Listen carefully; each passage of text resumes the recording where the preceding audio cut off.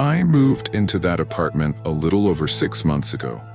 An old building, 4 floors, no elevator. Kinda stuck in time. The rent was cheap, which already made me suspicious. But I had to take it. At first, everything seemed normal, until I noticed that apartment at the end of the hallway, the one with the faded purple window. The purple window always felt out of place. All the others were white, normal, but that one wasn't. It was purple, kinda chipped, with weird marks. Only later I realized it wasn't paint. They were symbols carved into the wood. The guy who lived there was strange. Short, way too skinny, really dark hair, skin almost gray. His clothes were normal, but there was something about his face, the way he looked. It wasn't anger or friendliness. I figured it out.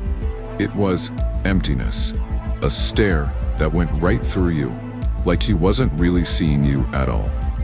During my first week, I started noticing his weird habits. He never came out during the day, only showed up at night. Sometimes I'd hear strange noises in the hallway around 2 or 3 in the morning. Sounded like laughing, grunting, followed by a loud thud, like something hitting the wall. One night, I was coming back from a friend's place and saw him, standing there with his back to me, right in the middle of the hallway, completely still, staring at one of the neighbors' doors. I pretended not to notice and walked faster. As I passed by him, I swear, he slowly turned his head and followed my movements. Didn't say a word, just stared.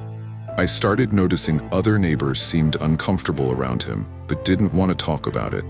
Until one Saturday, I ran into the doorman downstairs and, kinda joking, asked who that guy was. The doorman, an older black man, probably around 70, heavy-set, went tail. He just said, "Don't look at him. That's it." Then pretended to get busy. One night, I woke up to a weird sound, kinda like whispering, as if a bunch of voices were talking at once, but in a language I couldn't understand. I got up, walked to the door, and looked through the peephole. And there he was, again in the hallway. The light in his apartment was off, but even then I could see his silhouette. He was standing, staring at something inside his own place. His hands moved slowly, like he was drawing something in the air. On the windowsill, there were candles, small, flickering with a weak flame. For a few seconds, I saw it clearly. He was holding a piece of fabric. No, it looked like skin, old, dirty skin. And he was scratching something into it with something sharp. That couldn't be real. My heart raced as I backed away from the door immediately. The next morning, I noticed someone had drawn the same symbol I saw on the purple window, right on my apartment door. A triangle split down the middle with lines that kinda formed an eye. The next nights were worse.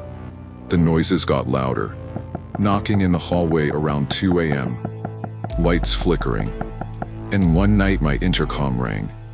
I answered, but no one spoke, just heavy breathing. I decided I couldn't ignore it anymore.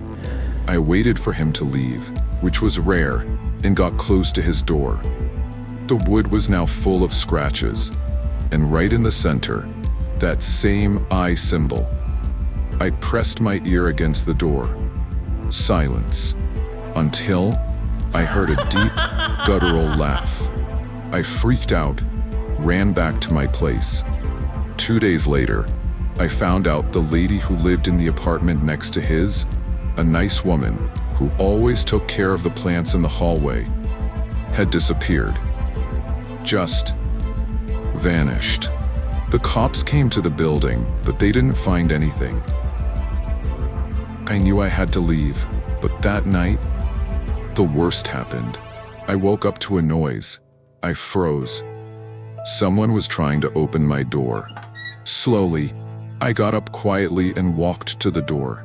When I looked through the peephole, He was there. The guy with the purple window. But something was wrong. He wasn't looking straight at me. His eyes were rolled back, only the whites showing, and his mouth was moving, but no sound came out.